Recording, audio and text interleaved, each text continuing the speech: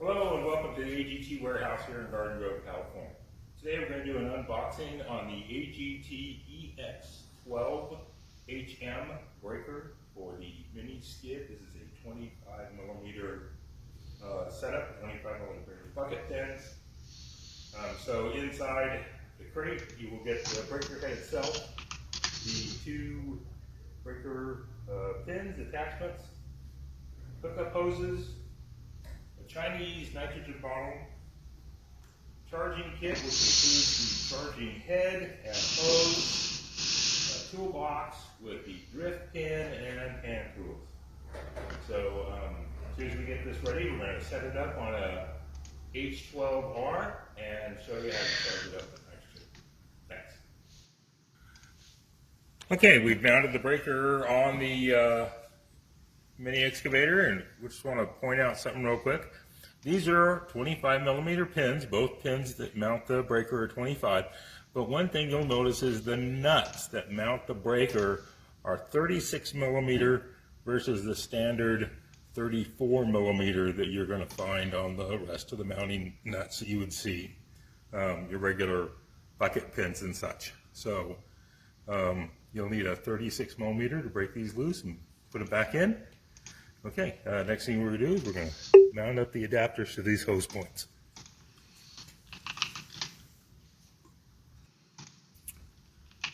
Okay, so the next thing we're going to do is we're going to mount up the hose adapters to the breaker head here. So the first thing we're going to do is we're going to remove these caps. And we've already removed these already once. Broke them loose. And when you do this, you're going to find about a cup of hydraulic fluid is going to come out of here. So I just use this magnetic light and a rag, worked out handy for catching that, keeping it from going all over the floor.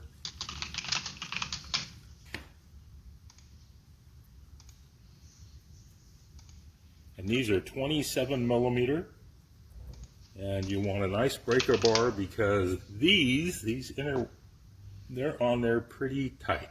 I mean, pretty tight. So a nice breaker bar for leverage is handy. I'm just going to wipe these down.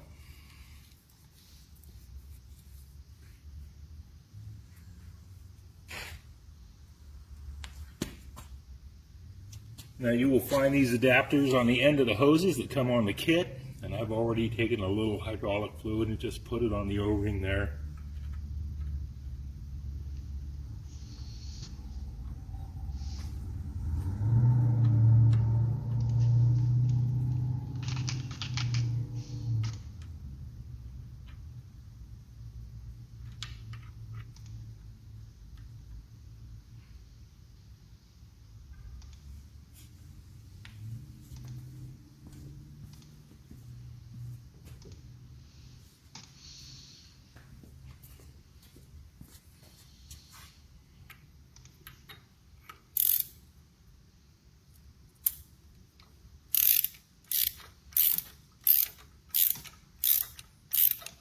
Now remember, this is an O-ring seal, so I'm just going to snug these up. I'm not going to over crank them. Don't want to damage the O-ring.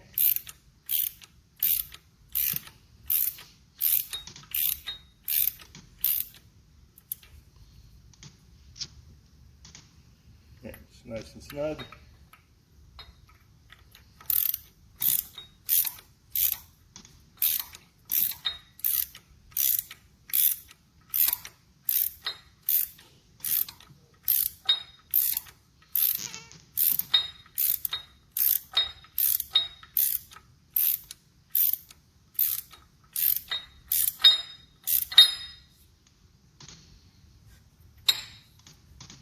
Now these hose connectors right here are M16 DIN light connections. That's the hoses that you'll see with the kit, and we'll get those hooked up next.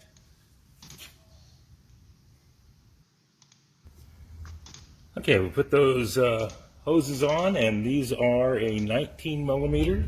So, and there is an O-ring in there. So again, I'm just going to snug these DIN fittings up.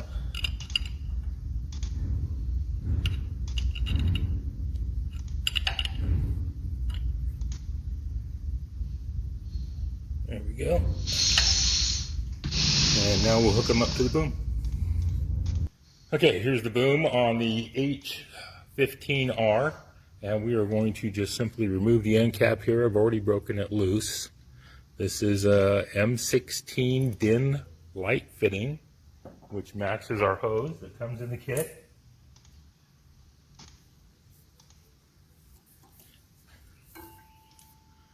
So now we're just going to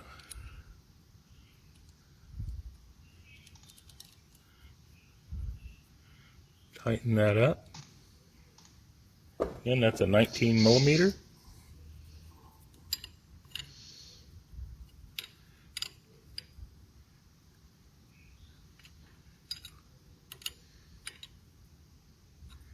And now we'll do the same on the other side.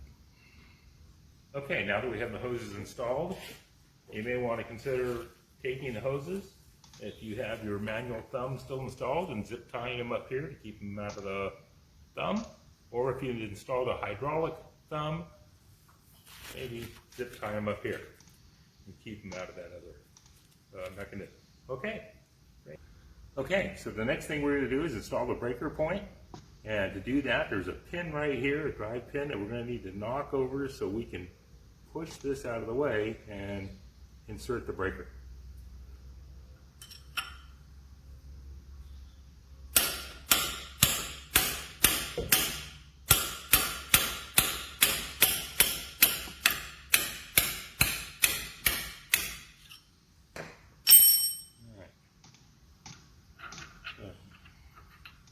That goes in like so. This notch here goes towards this side. We're going to slide that back in there. And level that up just like that. Now we're going to go to the other side and drive it back the other way.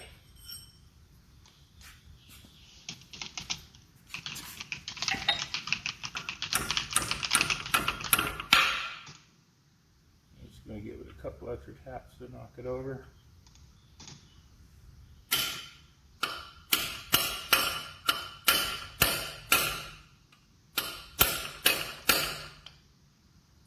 Okay, before we actually charge the unit, we're going to talk a little bit about what comes in the kit and what your options are. So what comes in the kit is the Chinese cylinder, which is kind of a boat anchor here in the US. But if by chance you had somebody who could actually fill it for you, all you would do is you would take the hose that comes in your kit,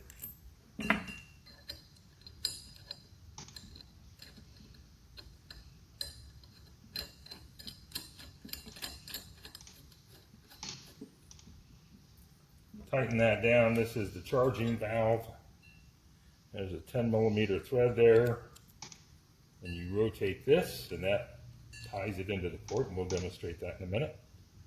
You would open your valve very carefully until it rises to the top of the red there, which is 15 kPa or 217 pounds of pressure. And then I would normally just crack this bleeder valve open just for a second to get any trapped air inside there, out of there. Make sure I still have that 217 pounds up here. Press the charging valve. It charges it. Pull it back, close the valve, bleed the pressure, remove the tool, and you're charged. But since chances of getting this tank are pretty slim, let's talk about using a US made tank. Let me just break this loose real quick.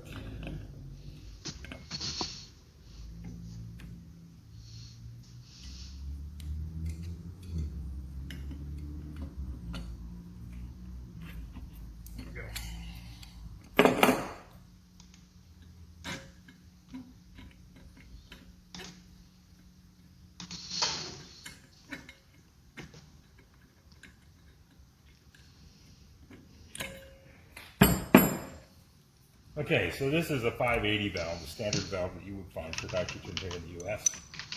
Option one is to get a 580 to 540 adapter.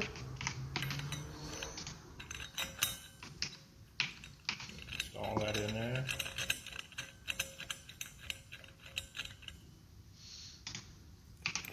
Take my charging hose. Hook it up there, make sure this is all nice and tight. I cracked this open once this was inserted, get it up to the point where you want to be there, top of the red, and charge. But here's something you want to think about. These tanks hold, when this one is fully charged, holds about 1,600 pounds of pressure. This is not a regulator, it is just a charging valve. So if I over crank this, I could send 1,600 pounds of pressure into my breaker. And that's enough to damage the diaphragm inside. So my preference is to use a nitrogen regulator. And we'll go over that now.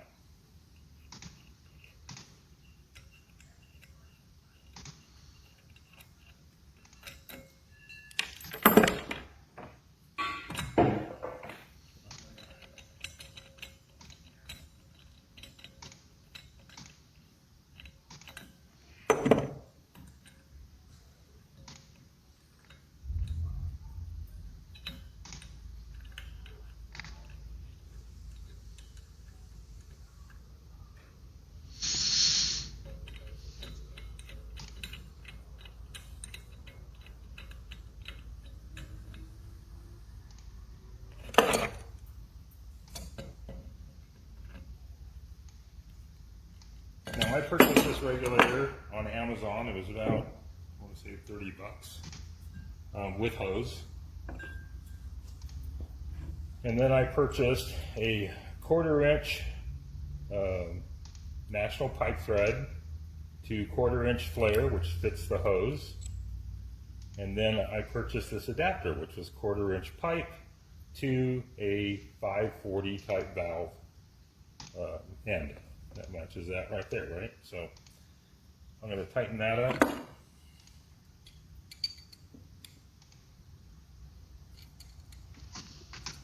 Okie dokie.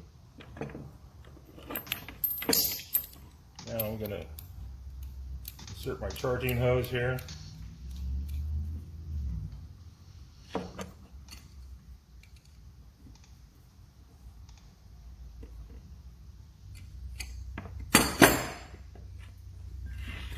And now I'm ready to charge the breaker. Okay, so we've installed the charging valve into the charging port. You'll find a little black cover screw there, and you just remove that. It's got a little O-ring on it. And you rotate the charging valve into the port until it's tight. And so now I've opened the charging tank and put just a little bit of pressure in there with the regulator. And what I'm going to do is I'm going to open this bleed valve down here.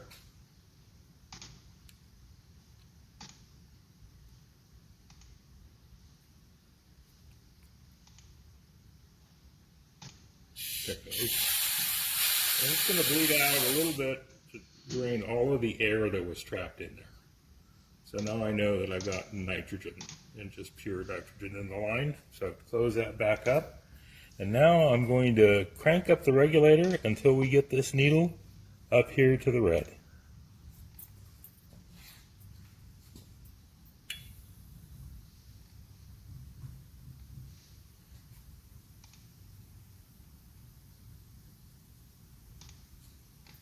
A little more. A little more.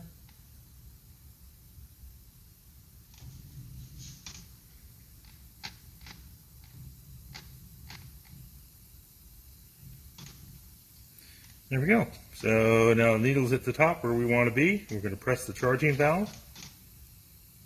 It only takes a second. That's it. We've put enough nitrogen into the head and it's fully charged. So we're going to close the valve.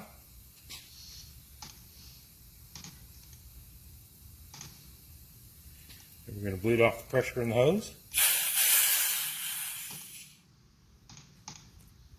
Remove the charging valve.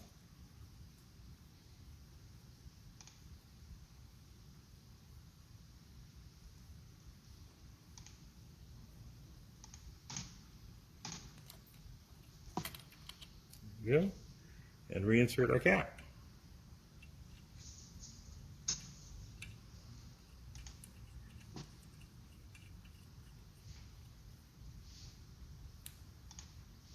And it has a little O-ring, so it's just snug. Okay, that's it.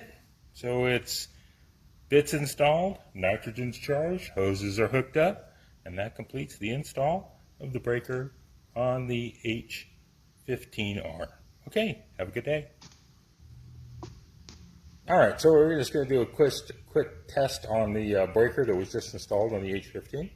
And since we don't have any concrete chunks here that need to be broken up in the warehouse, but there's always a sacrificial pallet handy, we're just going to use this and then give it a quick couple whacks to make sure it's working.